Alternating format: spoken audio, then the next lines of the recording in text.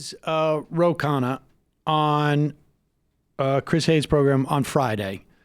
Ro Khanna had a war powers resolution in the defense authorization bill. It was stripped out. It's unclear to me who stripped it out, and it's unclear to me if he has been explicit as to who stripped it out.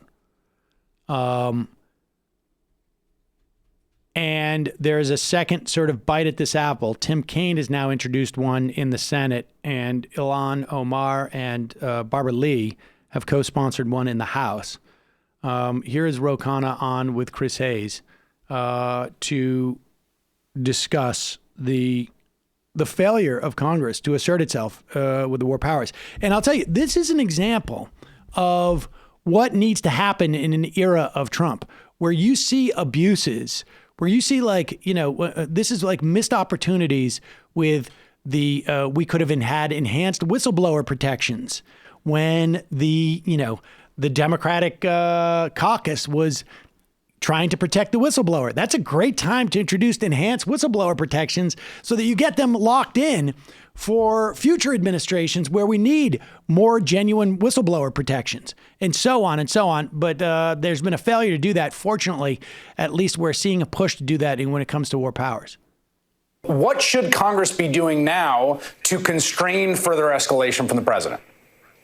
Well, Senator Sanders and I have introduced a bill that would cut off any funding for any offensive action against Iran or Iranian officials. It's important to note, Chris, that this bill was in the National Defense Authorization. Senator Sanders and I supported it. It passed the House. The majority of the Senate was for it. It was stripped in the conference committee. And both Senator Sanders and I at the time said, we can't do that. We're giving the president a blank check. That was a mistake. We need to correct that mistake and assert very clearly that Congress is simply not going to fund a war against Iran. What is the next step then for Congress when you reconvene?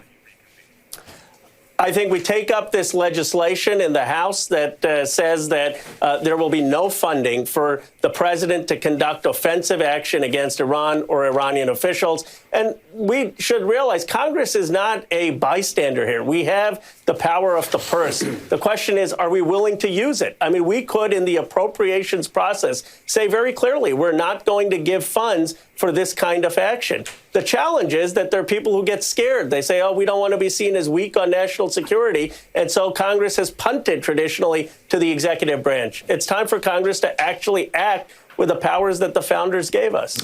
It's very consistent with what Andrew Bacevich told us earlier today in the interview, and that it's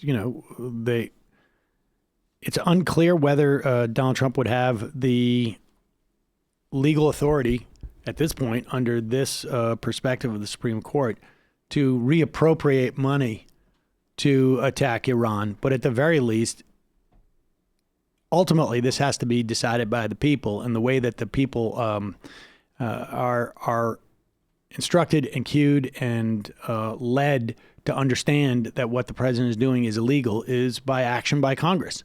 I mean, we saw this in the context of impeachment.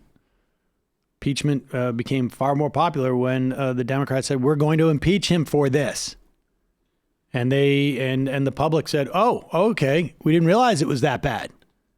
Because people are not politicians. They don't spend all their time. They assume a certain baseline competence from the people they elect. That's the whole point.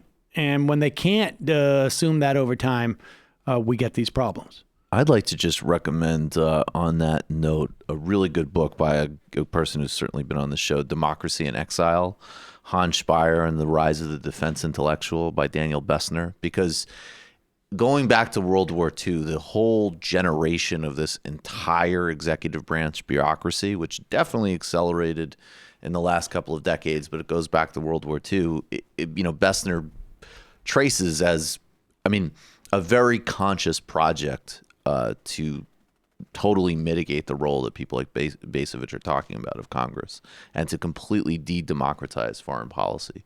And I don't think there's a way you get out of some of this stuff without having an actual democratic process for how we do foreign policy.